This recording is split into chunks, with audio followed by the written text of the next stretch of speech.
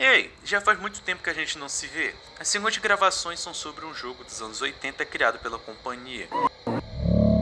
O motivo pelo qual eu demorei para conseguir elas é que o jogo em si nunca foi lançado ao público, e a gravação disponível se refere a uma versão beta do videogame. As gravações estão bastante corrompidas e me levou semanas até conseguir juntar cada pedaço com um amigo meu. Quanto a mim, eu tô entrando de férias na próxima semana, provavelmente vou passar um tempo com meu pai.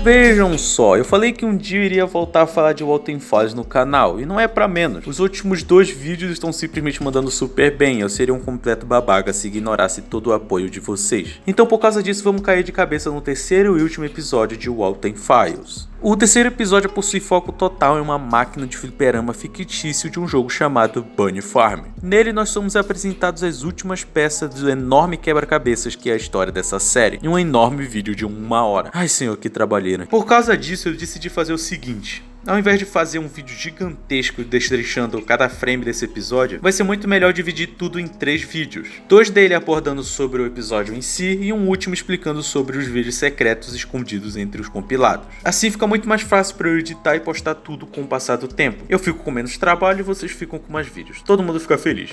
Com isso em mente, vamos logo pro que interessa. O vídeo começa com o que de início parece ser uma recapitulação dos acontecimentos apresentados nos episódios anteriores, mostrando cenas e frames curtos de momentos importantes para a história. Temos a abertura da fita de introdução à companhia e várias outras cenas que fazem referência ao projeto de realocação ocorrido em 75, mas sobre essa história nós temos mais do que informação suficiente. A partir desse momento as coisas começam a ficar ainda mais interessantes, à medida que temos cenas completamente novas, sendo a primeira delas um trecho de um comercial anunciando a abertura da primeira Bob's Burger. E logo em seguida nós temos 2 cortes de uma reportagem gravada na floresta de San Juan, onde nós escutamos a palavra incidente e atividades. Para quem não lembra, San Juan Forest é a mata fechada onde a BSI escondeu o Bunker K9 durante o projeto de realocação. O bunker era acessado apenas por funcionários com permissão pela empresa, e por causa disso, quando escutamos a palavra incidente, eu duvido um pouco que a repórter esteja se referindo ao incidente ocorrido na Bob's Burger, mas sim que ela esteja se referindo a algum incidente ocorrido nessa floresta. E como nós sabemos muito bem, 2 tragédias ocorreram ali entre os anos de 1978 e 1982. Sendo a primeira delas o desaparecimento da técnica de reprogramação Ashley P. em 78 e o assassinato do zelador Brian Stiles, que aconteceu em 82. Eu tendo a me inclinar a acreditar que a reportagem se refira ao assassinato de Brian, até porque ele foi pego pelo animatronic do Bom em uma região fora do bunker. Enquanto o que sabemos da Ashley é que ela foi morta lá dentro e que seus amigos não haviam percebido nada de muito estranho até que fosse tarde demais. Mas enfim, essa reportagem provavelmente foi feita após a descoberta do corpo de Brian, ou após o início da busca pela Ashley, ou quem sabe as 2 coisas. Tanto o frame do comercial quanto essa reportagem são muito interessantes porque finalmente temos alguma ideia do local onde se encontrava a Bob's Burger original, e a floresta onde o K9 era escondido, que é uma cidadezinha do Colorado chamada Brighton. Tudo bem que nos Estados Unidos existam 3 cidades com o mesmo nome, mas Brighton do Colorado é a única com algum tipo de bosque ou floresta nas proximidades. Não é uma informação que vai mudar o rumo da história, mas é uma curiosidade interessante. E eu tô ligado nessa referência ao local 58, hein, senhor Martinho Paredes. Continuando. Outros frames aleatórios de outras fitas começam a piscar na tela à medida que o vídeo continua, mas eu não vou entrar em detalhes já que nenhum deles importa. O que realmente importa pra gente nessa cena é a pessoa da foto que vai aparecendo aos poucos. Uma garota de nariz comprido, olhos pretos e cabelos cheios e encaracolados na cor castanha. Nós já vimos essa garota antes, e já ouvimos o nome dela diversas vezes com o passar dos episódios. A garota que teve seu pai desaparecido, a garota que esqueceu do seu passado, a garota para quem essas alterações das fitas foram dedicadas, a garota que estava destinada a voltar para Brighton e encarar os demônios da sua infância, a garota cujo nome é Sophie.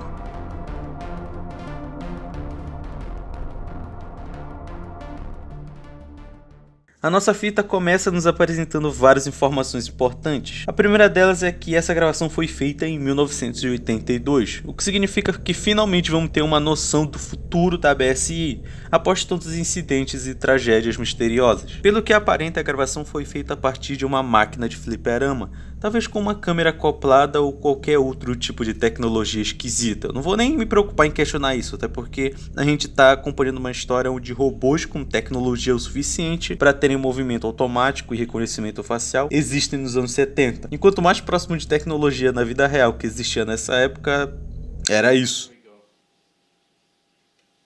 Enfim, logo o jogo começa e um card de apresentação aparece nos apresentando o mais novo braço da companhia, que seria a Bunny Smiles Games, o que provavelmente seria responsável pela produção de máquinas de fliperama e talvez jogos caseiros de console, usando a marca da BSI. Eu simplesmente odeio a cara do Billy. Eu não tenho nada contra palhaço, mas olha essa cara. Continuando, logo a gente se depara com a tela inicial do jogo, que é chamado de Bunny Farm, que ainda está em versão beta, e finalmente nos apresenta os personagens que a gente vai acompanhar até o fim da história. Sophie Walton e Jenny Letterson. O contexto das duas estarem jogando na máquina é um pouco vago, já que a Jenny diz que apenas gostaria de apresentar o jogo para Sophie durante o intervalo do trabalho. Mas é importante lembrar que a gente está em 82, o mesmo ano em que foram lançados os especiais da televisão com os personagens da BSI, o que significa que a marca ainda era bastante popular, principalmente no setor de vendas de produtos, popular o suficiente para conseguir abrir um estúdio próprio e desenvolver um jogo usando a marca. Talvez não seja lá um dos jogos mais polidos do mundo, mas ele ainda está em fase beta, que é o processo inicial de desenvolvimento de um jogo, onde os erros ainda vão ser corrigidos e coisas estão sendo testadas. O jogo então inicia com uma pequena cutscene para contextualizar a sua densa e complexa história. Nela, a turma do Bom se prepara para o que é chamado de Festival Anual das Frutas, onde vários clientes vão ao restaurante e participam de uma enorme festa com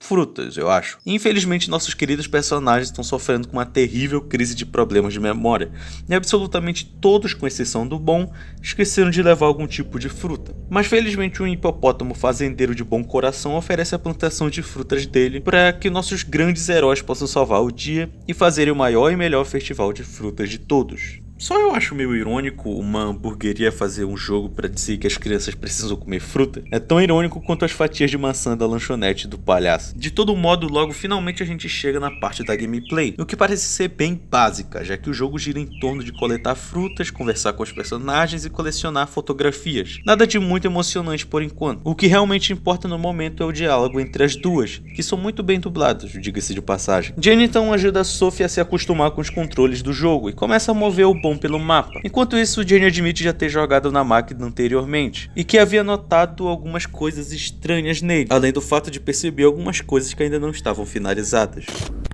These glitches are very creepy, if I'm totally honest. That's why I wanted to show you this in the first place. I know you're into that kind of... Enquanto o bonequinho do Bom tá andando pelo mapa, dá pra ver um personagem escondido atrás de uma árvore de maçãs. Muito provavelmente o coelho cinza, que também vem aparecendo algumas vezes no decorrer da história. Nesse momento entendemos pela primeira vez que a máquina não tá em possível estabelecimento da BSI. Muito pelo contrário, a própria empresa instalou a máquina no porão do lugar onde a Sophie e a Jenny estão. E o mais interessante, a Sophie parece perceber algo familiar no estilo que os gráficos dos personagens foram feitos, e no próprio nome da Bunny Smiles Incorporated. Mas vamos com calma, ok? Bom, se tu assistiu os meus últimos 2 vídeos sobre o Walton Files ou assistiu qualquer outra teoria sobre a série pela internet, tu deve saber que é uma certeza absoluta entre toda a comunidade que a Sophie é filha do Jack Walton. Dicas disso aparecem por todo lado no decorrer da série, sejam vozes, representações, nomes em potes de remédio e na própria semelhança genética entre os dois. Quer dizer, olha só o cabelo dos dois, é praticamente idêntico. Com isso em mente, a pergunta que fica é: o que aconteceu com a Sophie após o desaparecimento do seu pai? Por que ela é a peça principal dessa história, sendo que ela nem sequer lembra do que aconteceu no passado? Bem, como eu disse antes, vamos por parte. Sophie ainda insiste em dizer o quanto tudo aquilo envolvendo a BSI parece ser relacionado a algum tipo de memória reprimida na sua cabeça. Mas a Jenny começa a explicar o quanto a empresa estava progredindo nos últimos anos, além de contar sobre um empregado chamado Brian que desapareceu no seu primeiro dia, e também sobre uma garota que morreu na floresta próxima a Brighton, que havia se tornado uma lenda urbana na cidade. uma óbvia referência ao Brian Stels e a Ashley P. Em algum momento durante a gameplay, a Jenny acaba precisando sair para poder continuar seu trabalho, deixando a Sophie sozinha com a máquina, o que claramente não é uma boa ideia. Quem no mundo deixaria a própria namorada atormentada com traumas sozinha com um jogo que fica fazendo ela ter gatilho do passado? Enfim, logo a Sophie escolhe jogar o minigame do Billy, o que parece estar absolutamente quebrado. Hi, Barn. Wait, shouldn't you be in the barn with the rest of the gang? Yeah, everything's perfect. Alguns erros como a falta de faixas de áudio e sprites do bom, e principalmente os sprites do Billy se sobrepondo um sobre o outro, torna tudo muito mais bizarro. E esse é só o começo. À medida que após todos esses bugs, o Billy aparece na versão animatronic, muito parecida com a que estava presente no Bunker K9 em 76. Para tudo ficar melhor, ainda é possível escutar uma voz até que bem familiar. I found this. I'm pretty sure that clown thing had a cassette player installed. O minigame então continua normalmente, ou ao menos de forma decente, enquanto a Sophie tenta concluir a fase coletando os presentes espalhados pelo local, que exibem algumas fotos genéricas dos personagens em locais aleatórios do restaurante. Sophie então tenta sair do mapa caminhando pela porta do lado inferior da sala, o que acaba não funcionando, além de forçar ela a ir para o caminho direito, fazendo assim com que o Billy a siga de uma forma muito esquisita. Porém, por conta de alguns problemas na gravação ou no próprio jogo, o Bon aparece pegando o segundo presente no lado inferior esquerdo da sala. Em um momento, ela até tenta entrar em uma das portas do lado do palco, apenas fazendo com que o Billy começasse a se mover por todo o canto, até acabar entrando pelo limbo do mapa. A partir daí, os bugs começam a ficar ainda piores, à medida que o Billy parece arrastar o Bon para todos os lugares que ele vai, como por exemplo a sala de festas, onde no momento tudo fica completamente escuro, com exceção de um aviãozinho de moedas que continua claro por alguns segundos. Enfim, a Sophie chega até a última sala do minigame, o que parece ser um ambiente com algo que parece ser uma máquina e uma imagem roxa com coisas desconhecidas de fundo. A Sophie logo descobre o que fazer na sala, encontrando uma das baterias da máquina no lugar certo, fazendo com que assim a máquina liberasse um lápis para que o Bon pudesse concluir a última tarefa do minigame, que é desafiar a máquina para um jogo da velha. A Sophie consegue vencer e o Billy rapidamente sai do mapa, retornando com o terceiro e último presente do mapa, revelando assim uma foto em preto e branco do rosto de Ashley, completamente retorcido. Sophie chega a se assustar um pouco, enquanto uma musiquinha muito bizarra começa a tocar ao mesmo tempo que algo com uma voz tenta dizer alguma coisa. O sprite anterior do Billy aparece novamente, dessa vez com uma versão morta do rosto da Ashley, muito semelhante à que aparece no final da fita sobre o projeto de realocação. O jogo retorna para o mapa exterior da fazenda, enquanto alguns pixels na tela ainda formam o sprite do corpo do Billy. Sophie tenta se acalmar um pouco enquanto movimenta o personagem pela área, mas logo é completamente interrompido pelo que parece ser aquele mesmo coelho cinza que apareceu escondido anteriormente. A tela fica completamente preta, mas a gente ainda consegue escutar a voz de Sophie à medida que a gravação começa a bugar completamente de novo.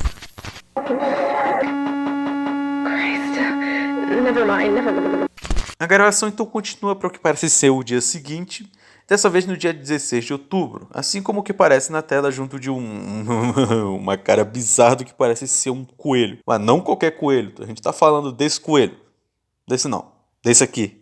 A gravação logo prossegue para Jenny e Sophie conversando sobre o que aconteceu no dia anterior, sobre como o jogo bugou absurdamente e começou a mostrar imagens esquisitas, como se quisesse dizer alguma coisa. Ah, doce Sophie, tão perto da verdade e ao mesmo tempo tão distante. A Jenny então brinca com a possibilidade do jogo estar assombrado, e logo a gravação corta para Jenny dizendo que ela havia percebido algumas coisas estranhas também. Então pergunta se Sophie tem certeza se quer jogar novamente tão tarde da noite. É óbvio que ela afirma que sim, afinal ela é a protagonista, ora bolas. A gravação então corta para uma cena onde a Sophie tenta iniciar o jogo no save anterior, porém ela é surpreendida com a seguinte mensagem: oh não, existe uma grande chance de que o arquivo bunnyfarm.ppx esteja corrompido ou alterado / substituído por uma terceira cópia. Nós recomendamos que você desligue a máquina da tomada imediatamente. Abrir o arquivo pode causar glitches desconhecidos e erro nos níveis. Se você deseja continuar do mesmo jeito, nós o avisamos que a máquina acabe sofrendo por alterações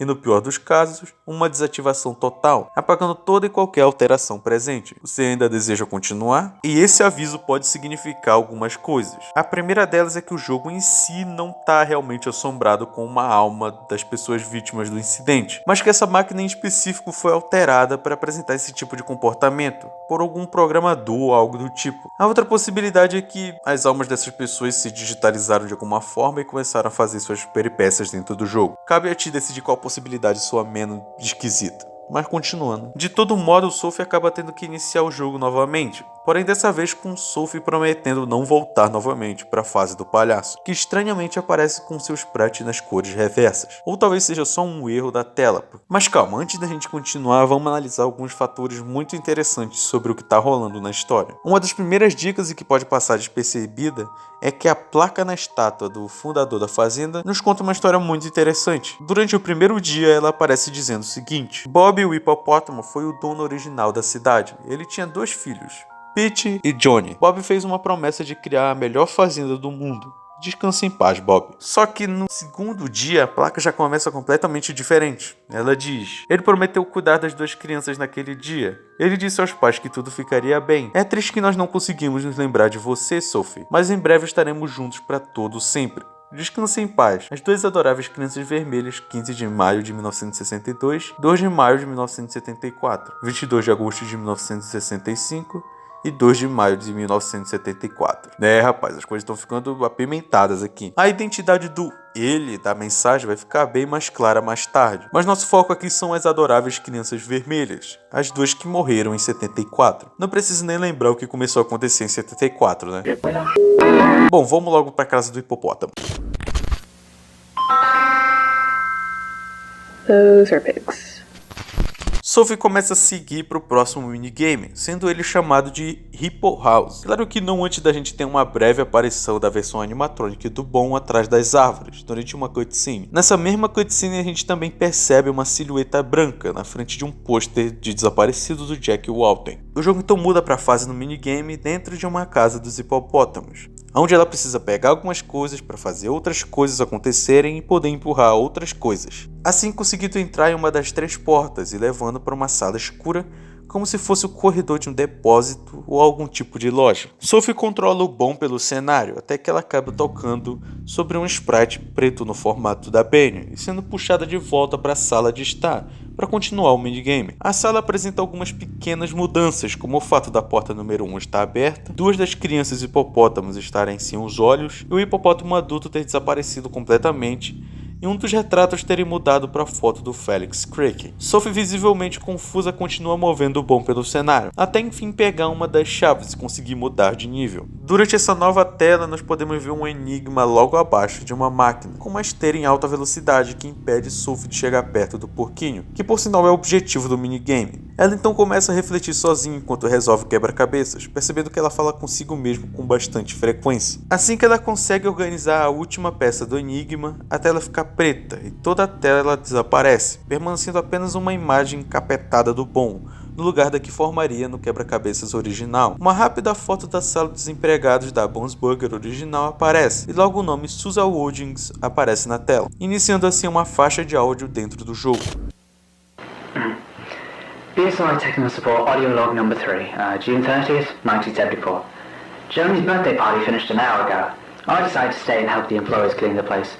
This week has been strange.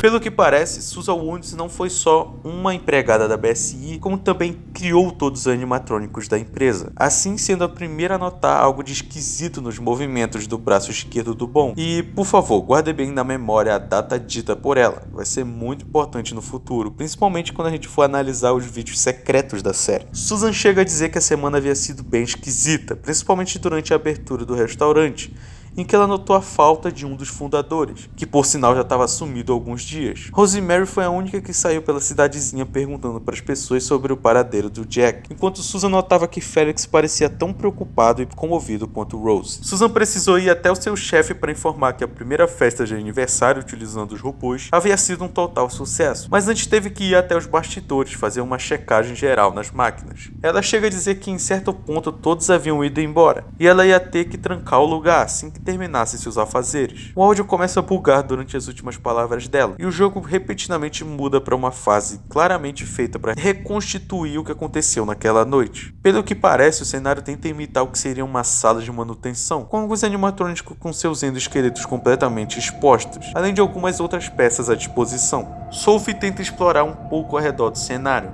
chegando enfim no que parece ser uma foto do bastidor onde ficava o animatronic do Bon, pelo que sugere os traços da imagem. Tudo permanece estranhamente quieto, até o momento em que...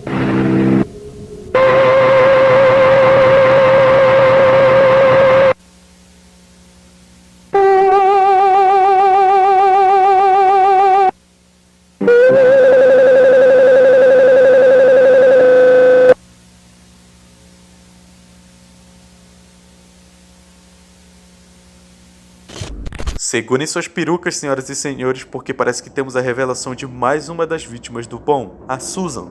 A própria criadora dos bonecos malucos esteve esse tempo inteiro dentro da Benny, que é uma coelho, não um cachorro. Ufa, quem diria, não é? Mas calma, ainda não acabou. Pouco tempo depois do jogo voltar ao normal, Sophie move o Bon para o centro da sala, pegando assim mais um presente e revelando uma foto do que parece ser o corpo de Susan jogado em um canto. Um texto escondido no canto inferior esquerdo dizendo: "Eu ainda estou viva, mas não posso me mover. Tenho dificuldades para respirar e meu estômago está estranho."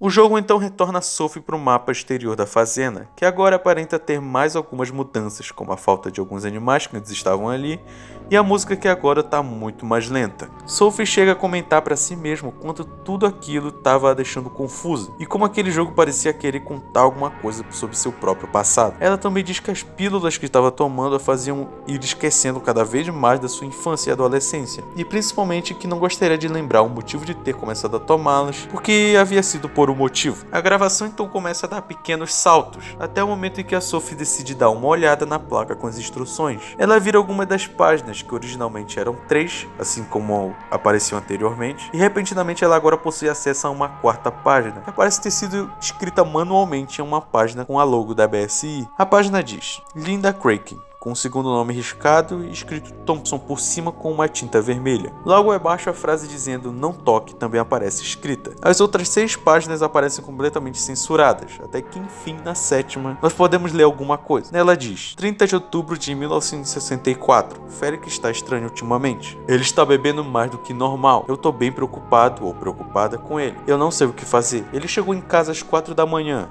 Eu estava chorando, parecia imparável e estressado. Eu não sei o que fazer. Outras 4 páginas também aparecem censuradas, até chegarmos na 12ª página. 23 de agosto de 1965. Eu sei que eu não tenho escrito muito aqui como antes.